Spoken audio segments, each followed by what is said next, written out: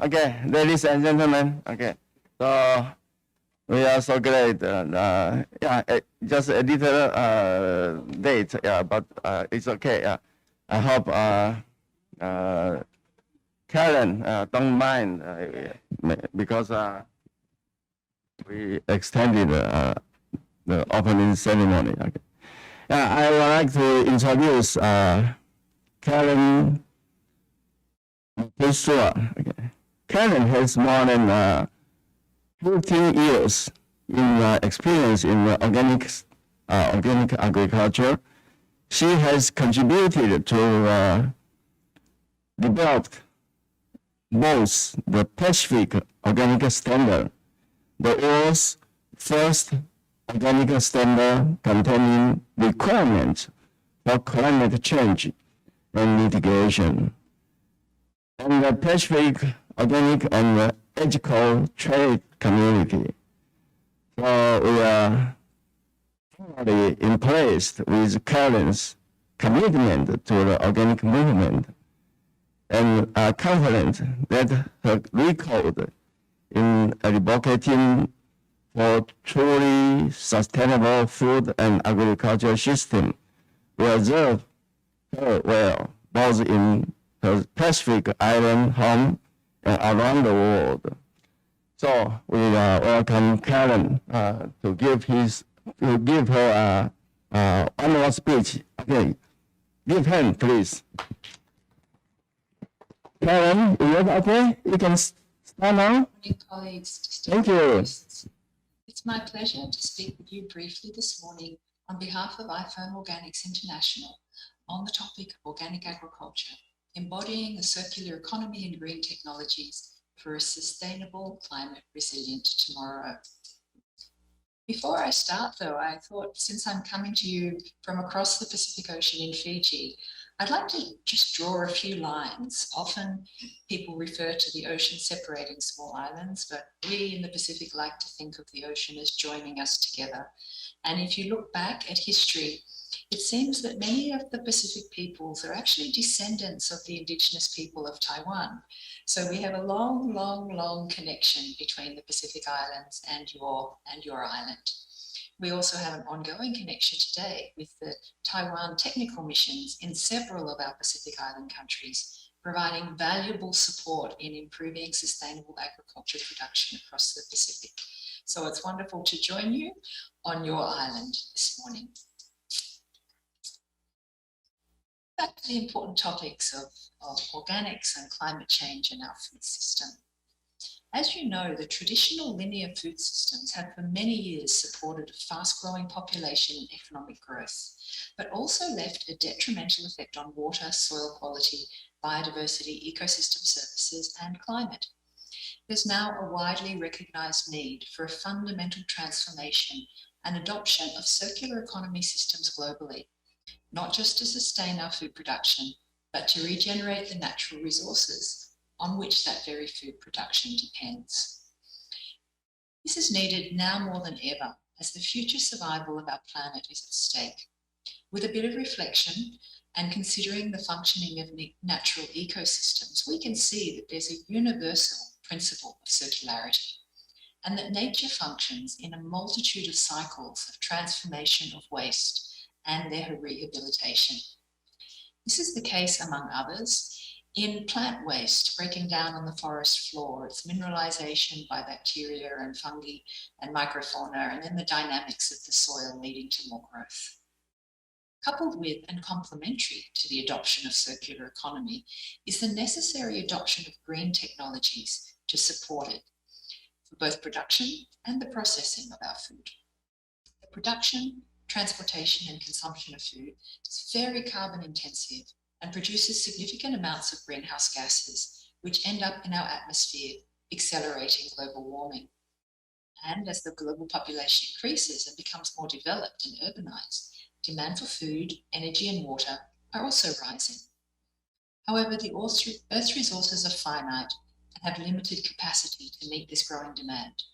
Globally in 2018, around 90 billion tonnes of primary resources were extracted and used, with less than 10% being recycled.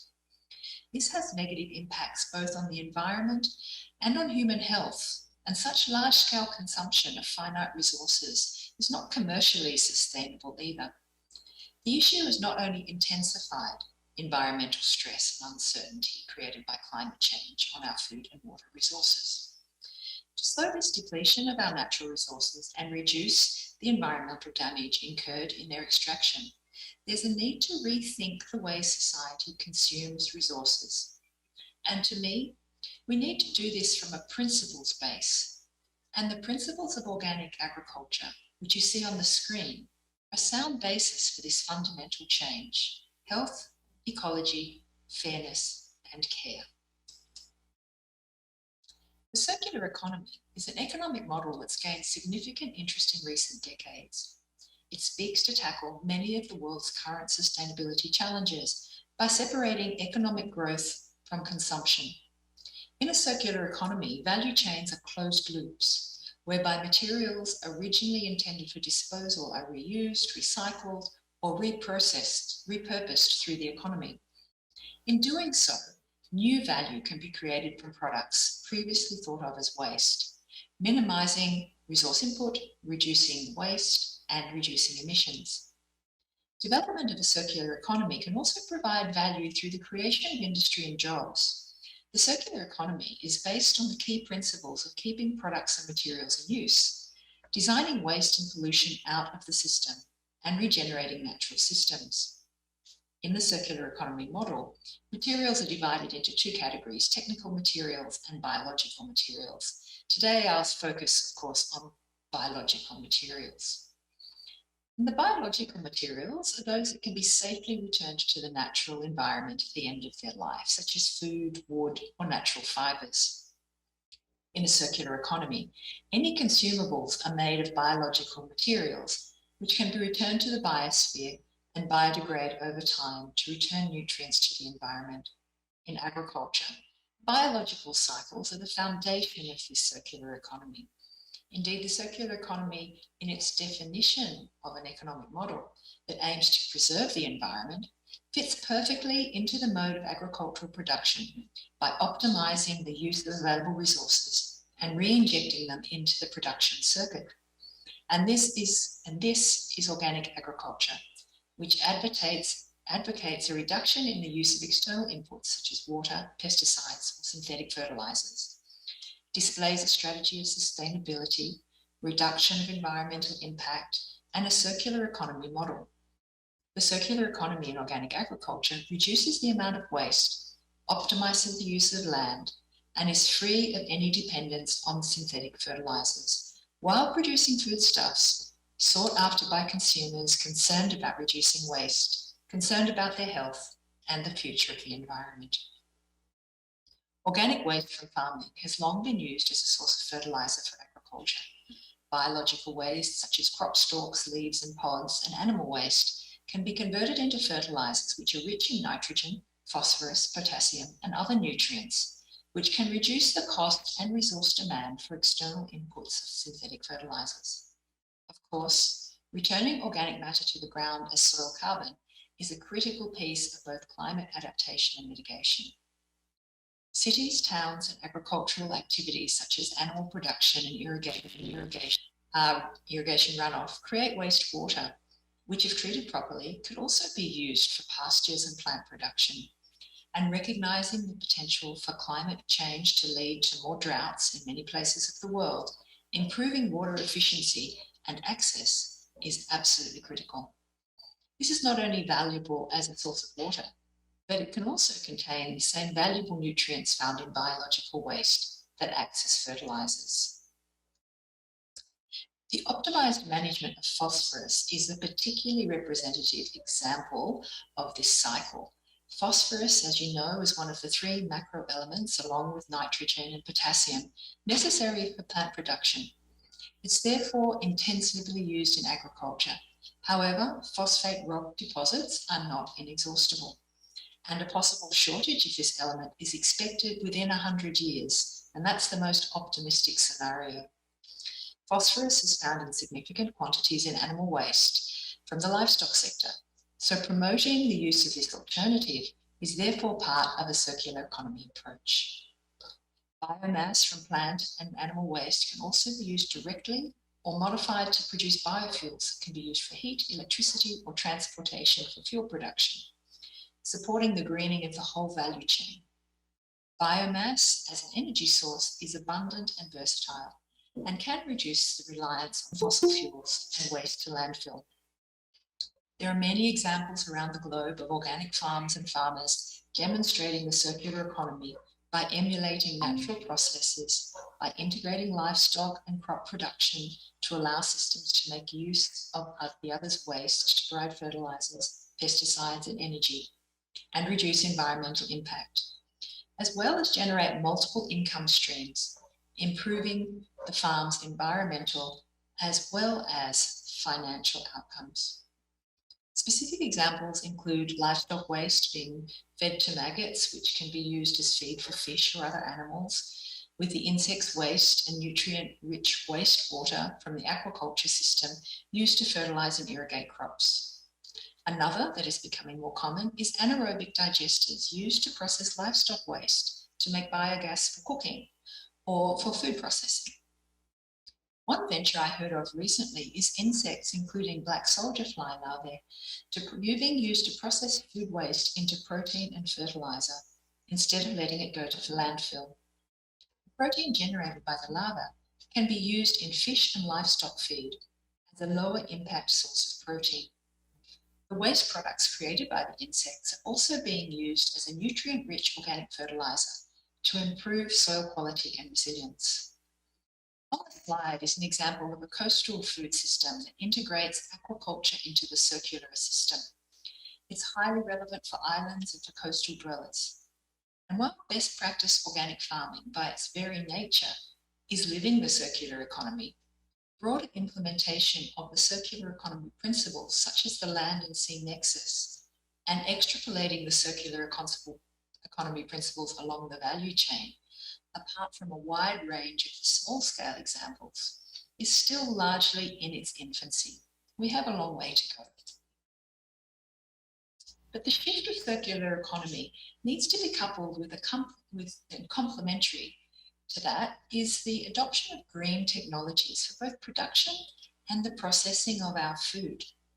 And green technologies such as renewable energy, and I briefly mentioned biogas earlier, recyclable and biodegradable packaging, smart technologies such as robots and precision farming, for example, the combination of contour farming with strip cropping for broad acre arable farms, the preserving and applying of indigenous or tacit knowledge of farmers and farm communities, information and communication technology, also biocontrol and botanicals for the support of plant and livestock health, smart crop and livestock breeding, with advanced marker-assisted selection tools that develop breeds that are more climate resilient. On the screen, you actually see part of my office here in Suva, where we're screening taro varieties for climate-resilient traits such as salt tolerance or drought tolerance, and resistance to diseases that we expect to increase under climate change scenarios, like the taro blight. And these screened varieties will then be used for breeding programs. So these technologies can all play an important role in building a more sustainable and circular production systems and economies. My question is often, what can we do to support farmers to get to best practice in the circular economy and in building climate resilience? I believe farmer-led research and demonstration and farmer-to-farmer learning is critical here. The possibilities for peer-reviewed certification or participatory guarantee systems playing a role in providing farmer advisory services cannot be underestimated. But there are also things we can do to step up our organic standards so that they demonstrate best practice and support farmers adopt green technologies. The Pacific Organic Standard, for example, includes requirements for the use of renewable energy on farms, selecting breeds for resilience, and identifying sources of methane and taking mitigation methods. Organic agriculture is in itself, as I said, a working example of the circular economy principles in action. And in light of the opportunities mentioned earlier and guided by our organic principles of health, ecology, fairness and care, Organic agriculture is well placed to lead in adoption of the appropriate novel green technologies, further strengthening the implementation of circular economy approaches towards a more resilient and regenerative farming system that will feed us well into the future. Thank you for the opportunity to share some thoughts with you this morning. Thank you very much, Karen. Thanks for your wonderful speech and sharing your very precious experience with us. I think a lot of people want to ask you a question, but because time is behind the schedule, so maybe next year we hope to invite you to Taiwan and to Hogan-san. We have a very good place. It's the Buddhist center of Taiwan. Maybe in the world. So, thank you very much for your honorable speech. And hope to see you soon in Taiwan or in Fiji. Bye bye. Thank you very much.